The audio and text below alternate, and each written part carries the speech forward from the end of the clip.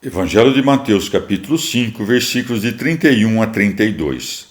Também foi dito: aquele que repudiar sua mulher, dê-lhe libelo de repúdio. Eu, porém, digo-vos: todo aquele que repudiar sua mulher, a não ser por causa de fornicação, exponha-na ao adultério. E o que despojar a mulher repudiada, comete adultério. Palavra da salvação. Comentário: Mateus 5, de 31 a 32, Santo Agostinho.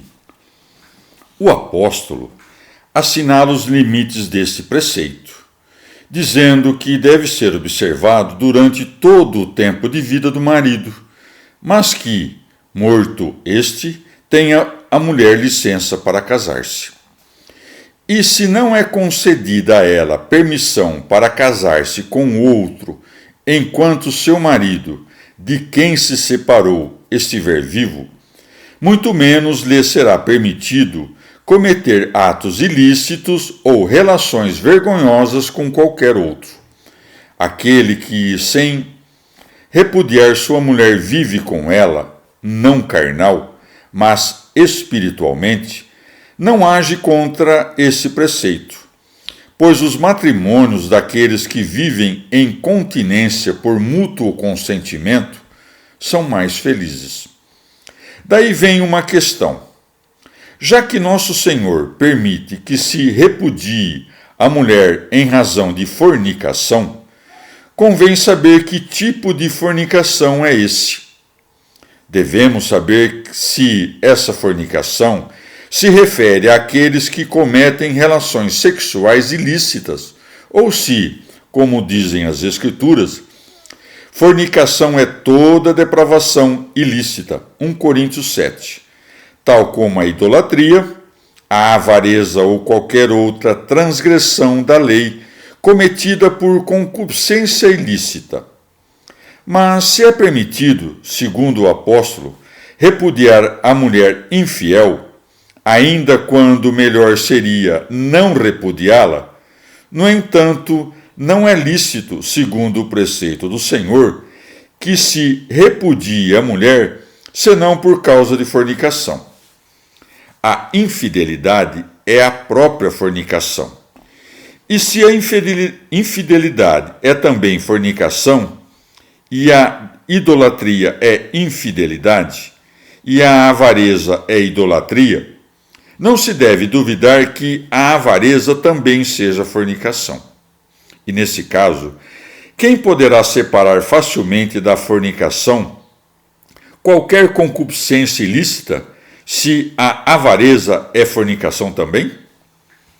Não queremos, contudo, que nosso tratamento de uma tão difícil questão, que nos é suscitada por assunto tão grave, satisfaça o leitor. Nem todo pecado é fornicação espiritual, nem tampouco Deus aniquila a todo aquele que peca, já que todos os dias ouve seus santos que dizem: perdoa-nos as nossas ofensas. Mateus 6,12. No entanto, perde todo aquele que se faz réu de fornicação com relação a ele. É lícito o repúdio por uma fornicação dessa natureza? É questão obscuríssima, mas não há dúvida alguma de que é lícito quando se trata da fornicação que profana o corpo. Se alguém diz que o Senhor considera a fornicação causa suficiente para repudiar a mulher, isto é, aquela fornicação que se comete por meio de concubinato ilícito, pode-se dizer que o Senhor se referia a ambos os fiéis, dizendo que a ninguém é lícito separar-se do outro a não ser por causa de fornicação. Aqui não se trata apenas de repudiar a mulher adúltera.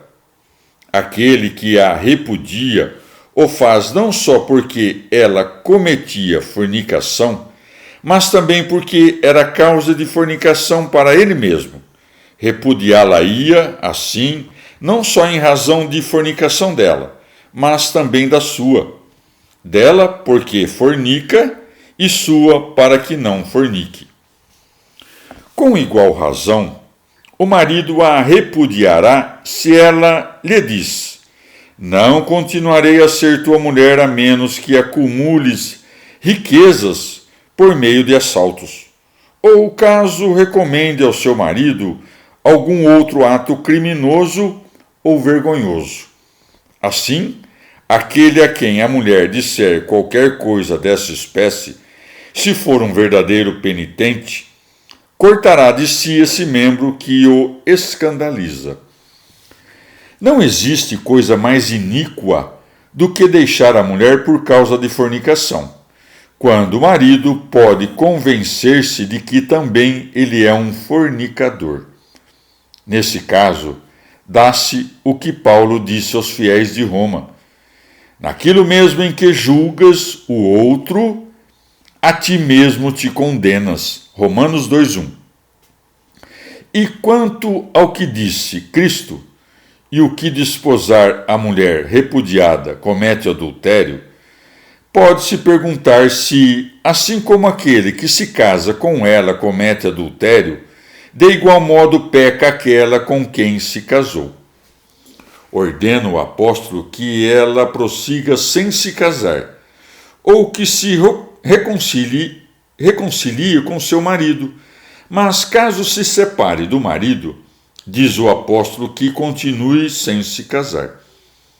Se ela se separa do marido, há muita diferença entre saber se ela é a repudiada ou quem repudia. Se ela que se separa do marido e casa com outro, parece que se separa do primeiro por desejo de contrair novo matrimônio, o que se deve conceber como pensamento de adultério. Mas, se é ela a repudiada pelo marido, não se pode averiguar precisamente como se explica que, realizando-se a união por mútuo consentimento, seja só um deles aquele que comete adultério e o outro não. A isso se deve acrescentar que, se comete adultério aquele que se casa com outra que tenha sido repudiada pelo marido, ela é o que o faz adúltero, coisa que é proibida neste passo pelo Senhor.